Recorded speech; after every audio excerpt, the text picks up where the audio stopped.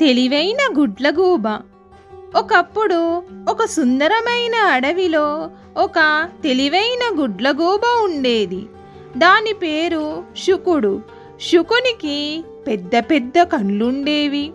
శుకుడు చాలా దయాగుణం కలిగి ఉండేవాడు.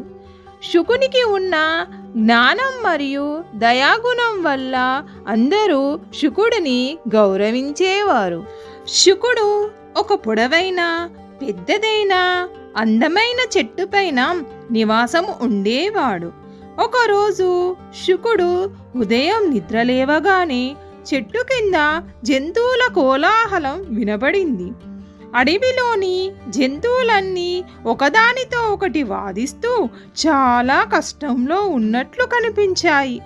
ఆ గొడవ ఏమిటో, జంతువులు ఒకదానితో ఒకటి ఎందుకు వాదిస్తూ ఉన్నాయో తెలుసుకోవడానికి చెట్టు క్రిందికి వచ్చాడు శుకుడు.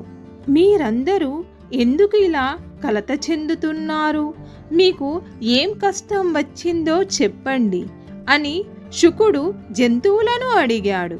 అప్పుడు ఒక జింక ముందుకు వచ్చి శుకునితో చెప్పింది, ఓ తెలివైన శుకుడా, మేము చాలా కష్టంలో ఉన్నాము.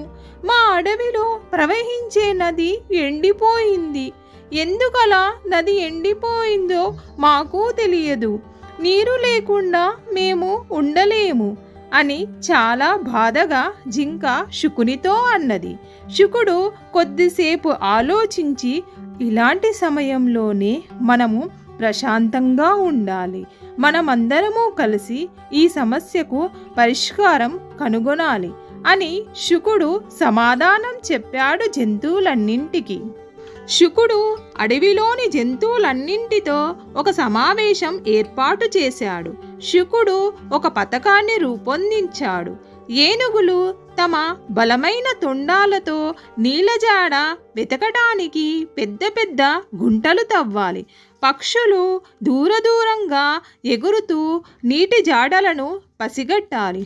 మరియు చిన్న చిన్న జంతువులు అడవి నేలపై దాగిన ఏదైనా నీటి ప్రవాహాలను పసిగట్టాలి అని అడవిలోని జంతువులన్నింటికీ చెప్పి నీటి జాడలను వెతకమని పంపించాడు. రోజులు గడిచాయి, కానీ వారి ప్రయత్నాలు విఫలమయ్యాయి.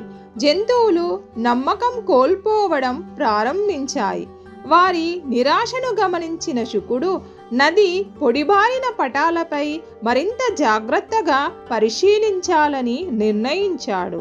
తన పదునైన కళ్ళతో కొంత ప్రత్యేకమైన విషయం గమనించాడు. ఒక పెద్ద రాయి కొండ నుంచి కిందికి వాలి నదీ ప్రవాహాన్ని అడ్డుకుంటుందని శుకుడు కనుగొన్నాడు. అందువల్లనే నీటి ప్రవాహం ఆగిపోయింది. వెంటనే శుకుడు అడవిలోని జంతువులన్నింటితో సమావేశం ఏర్పాటు చేశాడు. శుకుడు తాను కనుగొన్న విషయాన్ని జంతువులన్నింటికీ తెలియజేశాడు. మనం రాయిని తొలగించాలి అని శుకుడు జంతువులతో అన్నాడు.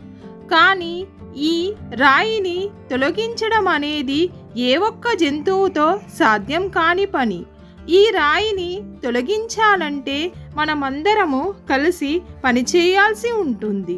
జంతువులు శుకుడు అన్న దానికి అంగీకరించి ఒక పథకాన్ని రూపొందించాయి. బలమైన ఏనుగులు మరియు గేదెలు రాయిని తోసాయి. చిన్న జంతువులు శిథిలాలను తొలగించాయి. పక్షులు పైనుంచి ఎగురుతూ పథకం యొక్క పురోగతిని పరిశీలించాయి. ఎంతో కష్టంతో మరియు సమన్వయంతో పక్షులు మరియు జంతువులు ఆ రాయిని తొలగించగలిగారు. రాయిని తొలగించగానే నీరు తిరిగి ప్రవహించడం ప్రారంభించింది.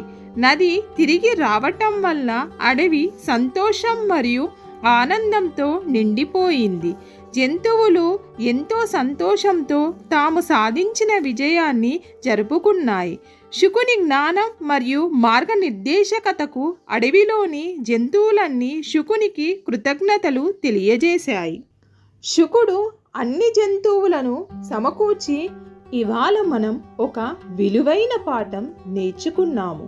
జ్ఞానం మరియు అనుభవం ముఖ్యమైనవి, కానీ ఐక్యత కూడా అంతే ముఖ్యమైనది. మనం కలిసి పనిచేసినప్పుడు ఏదైనా అడ్డంకిని అధిగమించగలం. జ్ఞానం అంటే కేవలం ఏం చేయాలో తెలుసుకోవడమే కాకుండా అందరినీ ఒకే లక్ష్యానికి చేరుకోవడంలో, ఒకటి చేయడంలో కూడా ఉంది అని చెప్పాడు. జంతువులు అంగీకరించాయి. వారు తమ సమస్యను మాత్రమే పరిష్కరించలేదు, ఐక్యత మరియు సమన్వయం యొక్క ప్రాముఖ్యతను కూడా నేర్చుకున్నారు. తెలివైన గుడ్లగూబ శుకుడు ఎల్లప్పుడూ తన జ్ఞానం మరియు దయతో సహాయపడడానికి సిద్ధంగా ఆ అడవిలో నివసించసాగాడు. శుకుడు అడవిలో ఉన్నంత వరకు వారు ఎదుట వచ్చే ఏ సమస్యనైనా ఎదుర్కోవచ్చునని జంతువులన్నీ తెలుసుకున్నాయి.